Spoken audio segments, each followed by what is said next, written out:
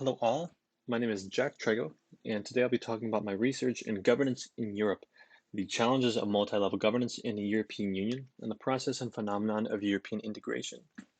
I'm a senior at Elizabethtown College, and I completed this research in the spring of 2019 at the Institute for Field Education in Strasbourg, France, as well as through an internship at the European Consumer Center, France.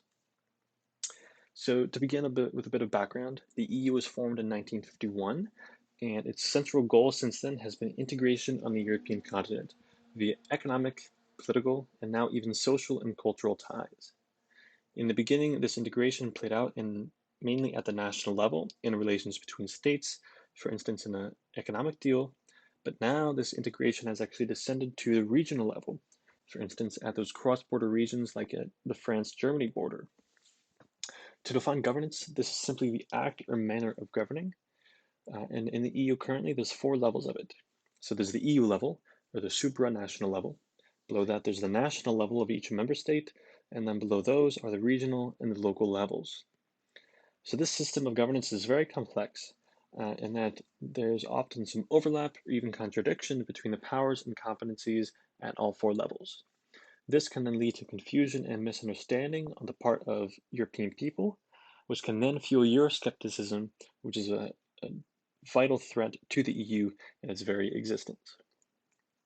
So this all led me to pose the question, what are the challenges of governance exactly in the European Union within the scope of the CEC, and how does the latter's recent initiative alter the idea and practice of European integration in terms of multi-level governance?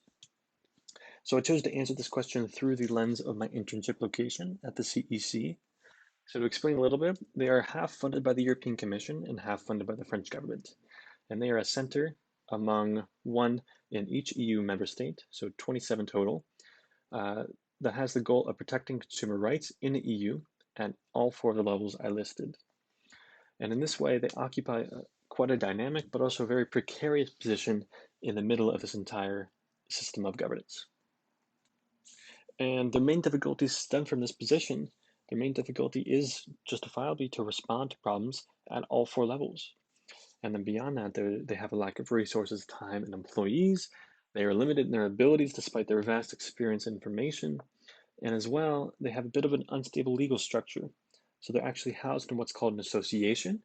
And that's a type of legal entity which requires annual lobbying to guarantee funds.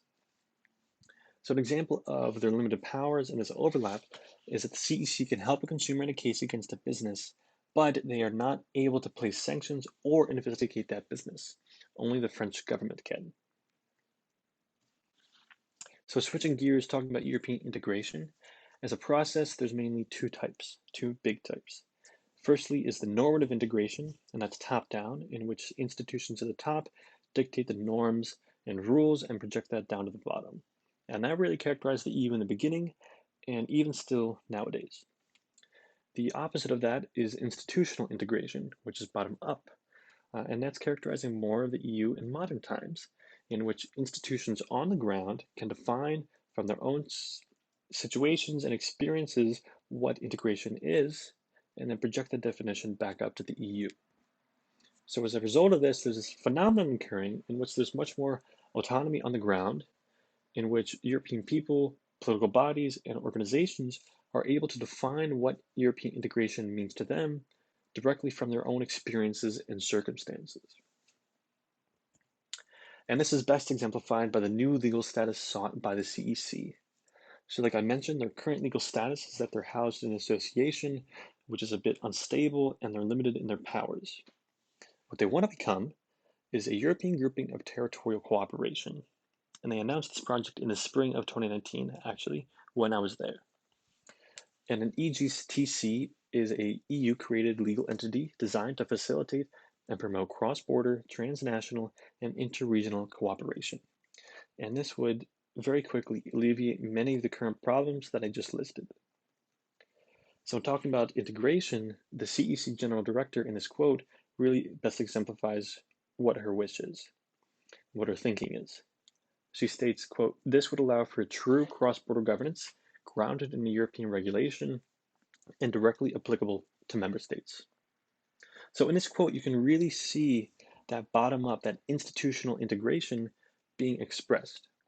because the CEC and their general director are using, firstly, their almost 30-year experience in the field of consumer protection for the bottom, as well as the legal instruments being available to it by the EU at the top level, and combining those two to then redefine what the integration is according to their own specific context and project that definition back up to the EU.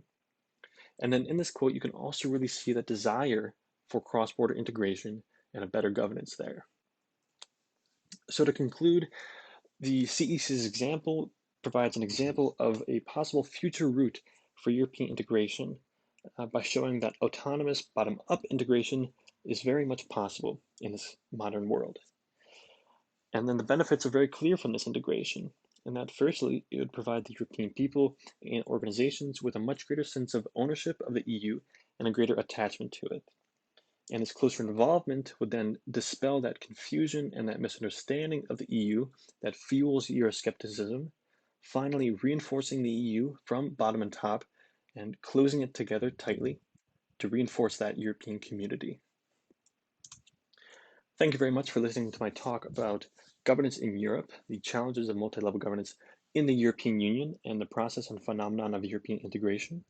My name is Jack Trego, and if you'd like to continue this conversation, please don't hesitate to email me at my email right there or message me on LinkedIn.